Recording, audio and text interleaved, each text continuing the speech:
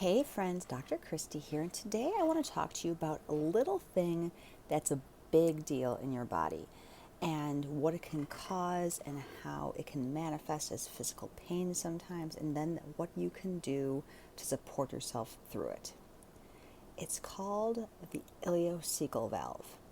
Now, the ileocecal valve is a little valve, it's almost like a trapdoor that sits between your small intestine and your large intestine. Its responsibility is to keep things in the small intestine until your body's done absorbing all the nutrients, all the proteins, anything that it requires from the food that you've eaten. Keeps it in there until it's done with that process, and then open up to allow things that you want to excrete and get out into the large intestine so that it can be properly excreted, right? This trapdoor is neurologically controlled, and it oftentimes gets a little dysfunctional. So think about what this could do and what kind of implications it can have for you and your health, right? If this valve isn't doing exactly what it needs to be doing at any point in the day, let's say it's stuck in the open position, for instance, you could just be letting things go right through the small intestine and not fully absorbing all the things that you need from your food. So you're going to be malnourished. You may not be getting the nutrients that you potentially need, and not to mention the fact that any feces and stuff that we're actually looking to get out in the large intestine, that has the opportunity to then backwash, so to speak, back up into the small intestine. And then you're absorbing toxins and things that you should be, that are considered waste essentially, right? So that's if that valve is open. Now let's think about it if that valve is too tightly closed and is dysfunctional in the opposite direction. Things that you want to get out aren't getting out. So then once again, not just the backwash of toxins, but you're absorbing toxicity and waste and things that should be excreted. And potentially absorbing too much of that is going to create so many different symptoms in your body. So in our circles of work that we've done in this holistic manner, we've been taught this valve is really of critical importance. And as a chiropractor, if somebody comes into my office and they have pain, inflammation, swelling, and there's no known trauma to it, so they woke up one morning, or say they're going about their day, and all of a sudden they get this sharp shooting pain in their back and they can't move and they have no idea what caused it. They didn't fall down the stairs, they didn't get punched, they didn't lift something heavy and then have a sprain strain kind of injury or something, but they just have intense pain for no reason whatsoever. This is a potential cause for that. Now, let's go back a little bit. Obviously, we know that, like I just described to you, when the valve is closed, think more constipated type symptoms because you're holding too much in. If the valve is open, you might actually have a looser stool. There's other things that can impact this one way or the other, of course, but in simplistic form, this is what that valve can impact. Aside from that, it just, like I said, it creates such toxicity, it creates inflammation and irritation in all the tissues surrounding that area. And I'll show you on my body where this is in a minute. And when that happens, it can literally irritate all the tissues, even the muscles and the structures and ligaments in that same area, and leave you more vulnerable to ridiculous injuries or, quite frankly, just pain for no reason at all. So if you are experiencing any kind of discomfort, even if it's in your head or your big toe or your wrist, it doesn't have to be near the abdomen area, you got a headache, all for no reason at all, there's many things that it could be, but it also could be this ileocecal valve is dysfunctional.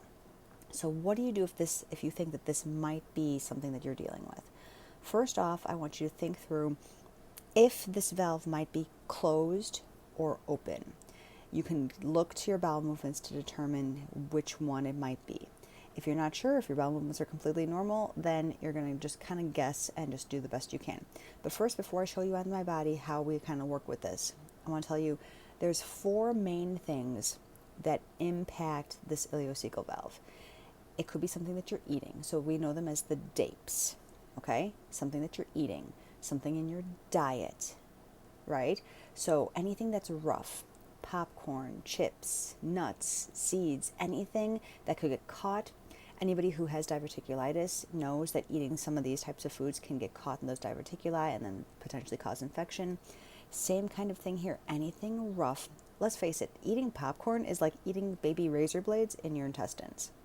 So you eat stuff like this without properly chewing them in the mouth, allowing them to fully go through the digestive process. So by the time it gets to your small intestine, there's nothing left, and your body just needs to take in whatever it needs from that food. You're eating anything that's going to potentially be causing roughage in that area, it could be a big problem. So number one, think about diet. Number two, think about allergies. These could be allergies in our environment or food allergies, food sensitivities of some kind. Sugar, wheat, gluten, dairy, soy, corn, citrus, nightshade vegetables.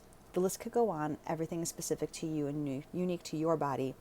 So depending on what things create inflammation and that you're specifically sensitive to, all those things have potential to irritate this valve as well. Number three, good old parasites. We've talked about this in a previous video. Like I said, I don't always believe that parasites need to be treated vigorously. It totally depends on the person. But parasites, if they're not kept in check by our immune system, can absolutely mess with this valve and cause all sorts of issues. And lastly, number four is emotional stress.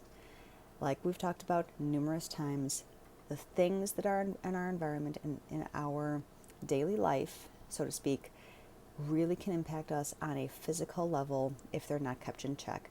So our emotions every single day, I really highly recommend getting grounded, getting centered, and doing the work on yourself so that these things don't become a physical manifestation.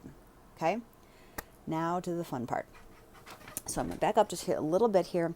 Underneath your rib cage is a small intestine neurolymphatic reflex. And so if you feel like this ileocecal valve of yours is potentially in that stuck closed position, rubbing gently underneath that rib cage should help loosen things up and open that valve up a little bit.